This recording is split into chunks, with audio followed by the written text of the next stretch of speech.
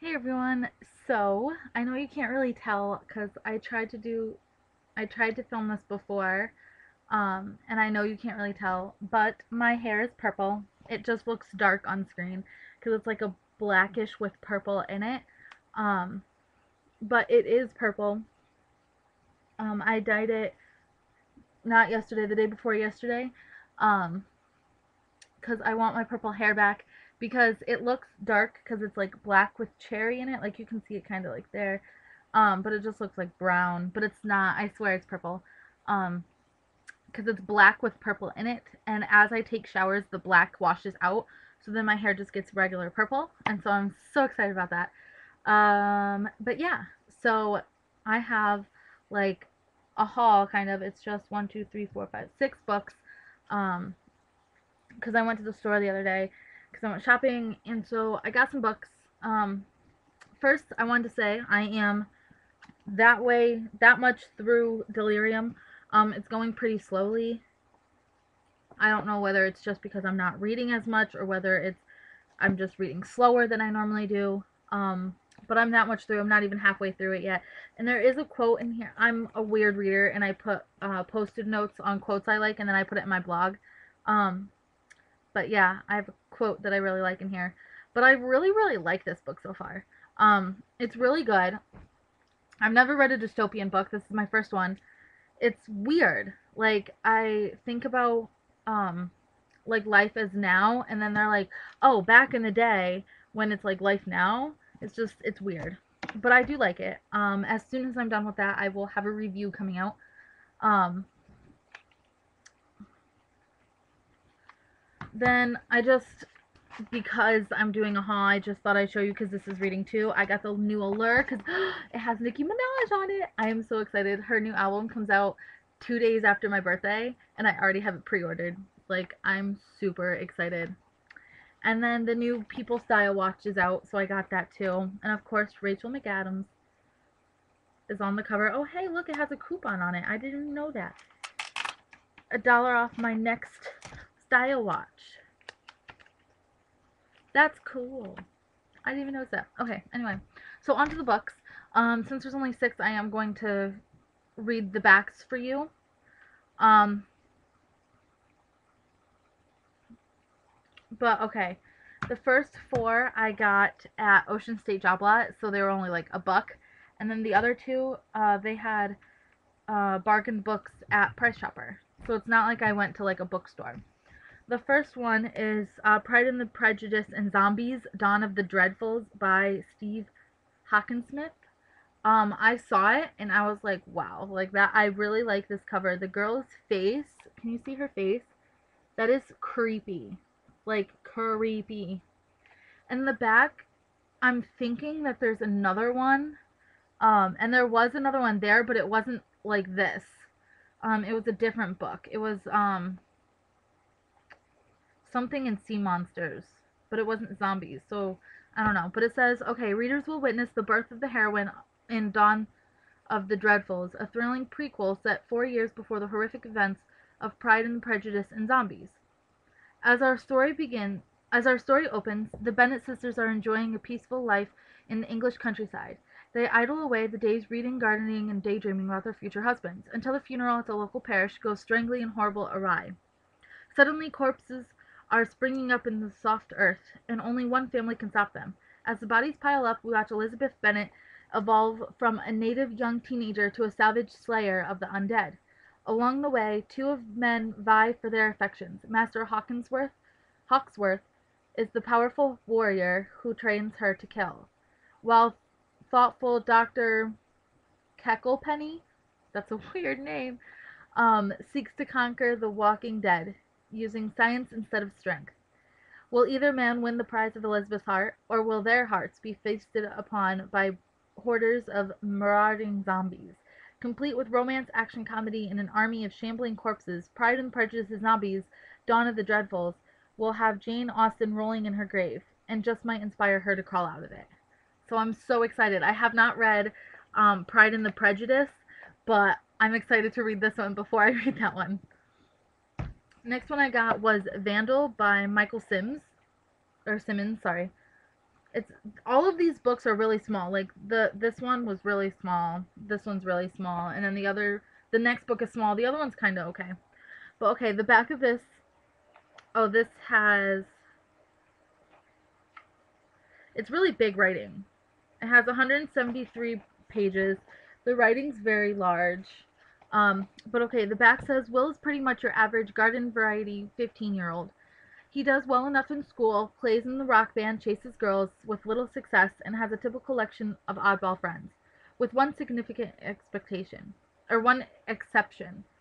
For the last several years, he has been systematically beaten up, physically, mentally, and emotionally, by his 18-year-old brother. The impact of Jason's seemingly inexplicable behavior on Will and the other members of his family makes for a taut, gripping, and at the same time rhetorically funny novel which fulfills the promise of Michael Simmons' widely acclaimed first book, Pool Boy. So I'm excited to read this. It actually looks very, very good. And he wrote Pool Boy, and that looks very good. So I might go and try to find Pool Boy and read that one. The next one is Double Click for Trouble by Chris Woodworth. And this is also another short book, and it's hardcover. This one has 162 pages, and the writing's also on the fairly large side. And I also like this because the author, Chris Woodworth, lives in Indiana, and I'm from Indiana. So, amazing. And the inside says, Eddie McCall is a good kid. He does his homework, picks up around the house, and cooks dinner for his mom when she has to work late at a Chicago hotel. Then Eddie's best friend Whip shows him a printout from the internet. A picture, full-grown, honest-to-gosh, butt-naked woman. And suddenly Eddie can't seem to think about anything else. If there were only a man around he could talk to. But for all Eddie's 13 years, his father has been a mystery, absent, and unknown. Try as he might, Eddie can't stay away from his computer. He knows his mom will be upset if she sees the sites he's visiting. Still, he sure doesn't expect her to ship him off to her hometown of Sheldon, Indiana, to live with his great uncle Peavy for an entire month. Peavy isn't exactly the father figure Eddie has been looking for. He spits tobacco juice into a can, calls the toilet a commode, and certainly doesn't own a computer. He's never even been on a date. As it turns out, however, both Peavy and McCall in Sheldon, Indiana, hold some very surprising secrets. Chris Woodworth captures two worlds in his tender and funny look at a boy learning what it really means to be a man. So that looks awesome, even though it's very, very small. But I will do, these two will probably be reviews really soon because they're really small books. The next one actually looks really, really good. I saw this and I noticed it because the edges are all red. So I was like, let's look at that. And it's called The Poison Apples by Lily Archer. All of these authors I've never heard of. So, well, all of them actually, besides the next two from Price Chopper. But it looks really, really, really good. But okay. The inside says, we all know stories of Cinderella, Snow White, and Rapunzel. But have you ever heard of Alice Bingley Buckerman, Renea, these names are really hard to read, Renea Percherai? I have no clue. That's a really long name. Or Molly Miller? Of course you haven't. Not yet. What these girls have in common with their fairy tale sisters is this. They are the stepdaughters of three very evil stepmothers. They are not happy. They are not happy about it. They think they are alone in the unhappiness until they arrive at Putnam Mount Mackenzie, a posh boarding school located in rural Massachusetts. Here is where they will plot their revenge. But first, they have to meet. In her first novel, Archer tells a knowing, wickedly funny story about how friendship may turn out to be more than unhappily ever after than family. So that actually sounds really good. So I'm excited about that one. Oh, and this one has 276 pages, and this is a fairly regular writing on the inside. The next book I got is A Desirable Residence by Madeline Wickman. And the way it sounds up here, it sounds like Madeline Wickman is Sophie Kinsella's real name, because it says best-selling author of Shopaholic series, writing as Sophie Kinsella. So I'm guessing Sophie Kinsella, the one that does the Shopaholic series, is really Madeline Wickman. I'm guessing. I don't know. But it's called A Desirable Residence. It is hardcover. It's kind of a thick book. Not that thick. And this has 296 pages. And the writing is fairly big. And the inside of this says, Liz and Jonathan Chambers were stuck with 2 mortgages, mounting debts, and a miserable adolescent daughter. Then Marcus Witherstone came into their lives, and it seemed he would solve all of their problems. He knew the perfect tenants from London who would rent their house, a glamorous PR girl, Ginny, and her almost famous husband, Piers. But soon Liz is lost in the blissful dreams of Marcus. Jonathan has left to run their tutorial college, and neither of them has time to notice that their teenager daughter is developing a passion for the new tenants.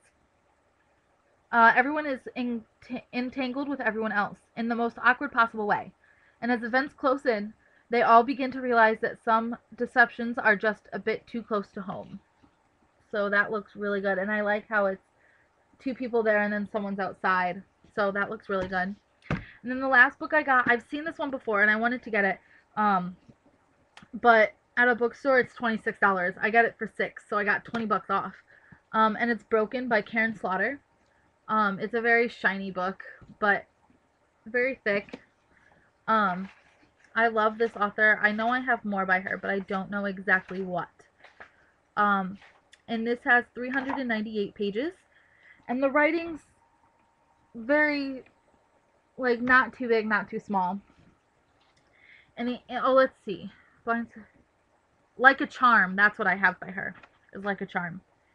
And I think I have Fractured, but I'm not sure. Okay, and the inside of this says, when Special Agent Will Trent arrives in Grant County, he finds the police department determined to protect his own and far too many unanswered questions about a prisoner's death.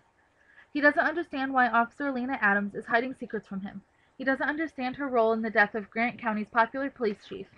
He doesn't understand why that man's widow, Dr. Sarah Linton, needs him now more than ever to help her crack this case. While the police force investigates the murder of a young woman pulled from a frigid lake, Trent investigates the police force, putting pressure on Adams just when she's already about to crack. Caught in between 2 complicated and determined women, trying to understand Linton's passionate distrust of Adams, the facts surrounding Chief Tolliver's death, and the complexities of the insular town, Trent will unleash a case filled with explosive secrets and encounter a thin blue line that could be murderous if crossed. Spellbinding and keenly placed, Broken is Karen Slaughter's at her best.